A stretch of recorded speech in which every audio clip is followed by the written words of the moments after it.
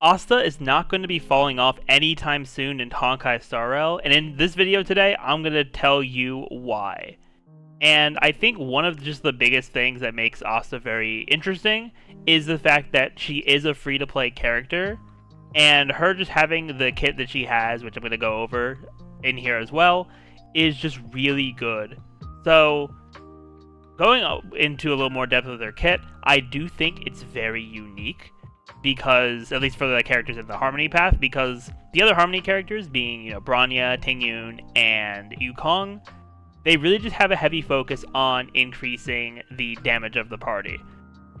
Bronya having her, action advancement, Tingyun being able to, increase damage, plus also with her ult giving energy back, and then Yukong being able to boost, damage and then crit rate and crit damage, all that stuff. Now, Asta does have that in her kit, but not only does she have ways to boost the team's attack, but she can also boost the team's speed, which I think is absolutely huge.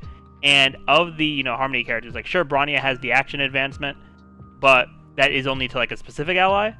Whereas for Asta, she's able to raise the entire team's speed. So there's three parts of her kit that really work together to be able to provide these buffs. The first one being her skill, which will hit one enemy that you target and then 4 random enemies.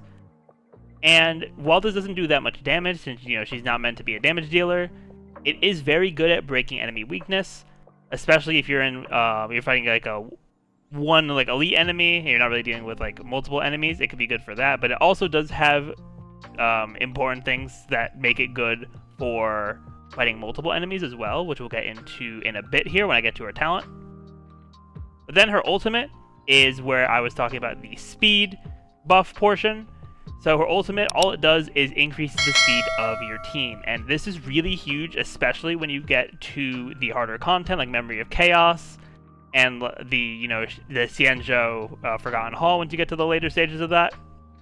This is really good because for speed in Honkai Star Rail, if you get up to a certain value of speed, I believe it's 134, you can correct me in the comments if I'm wrong, but if you get up to a specific speed value, you are able to attack twice per cycle, which is absolutely huge for getting through like Memory of Chaos, trying to get all the stars in there, because attacking twice in a single cycle means you're going to be able to get more damage in per cycle, which is just going to speed up your runs, which is really nice for like that later game content.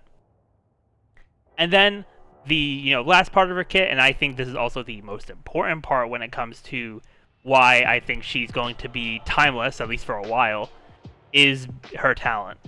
So her talent allows her to gain 1 charging stack per unique enemy hit up to a max of 5. And if she hits enemies that have a fire weakness, she'll also get an extra stack from them, which is definitely really nice.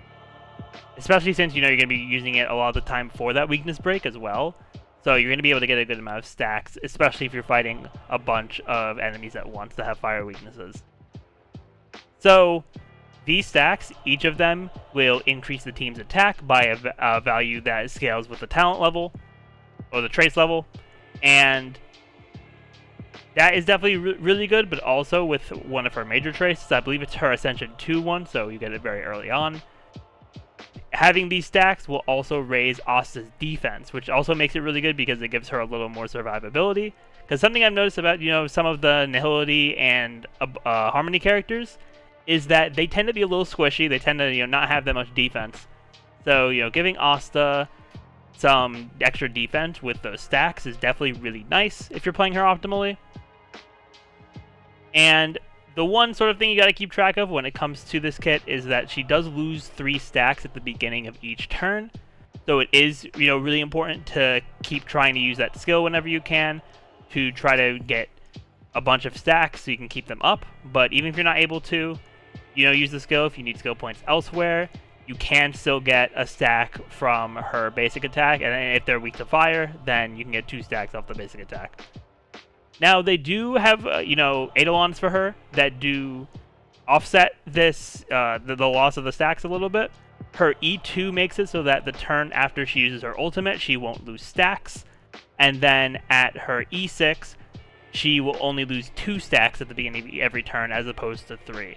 So, you do have to pull a little bit to get those Eidolons, but even if you're going with an E0 Asta, which everyone who plays Star Rail has an E1 Asta because you're guaranteed to get her in your first pull, you are definitely going to be able to have a really solid unit at your disposal, especially if you're going like super free to play and not using like many or even any of like the summonable characters for a while, or if you just like don't pull anything that's super great for your account, or don't pull like a good Harmony character, because it is a little different now when it comes to Harmony characters because Asta and Yukong are both free, but especially for a lot of the game, you won't have access to Yukong if you don't pull.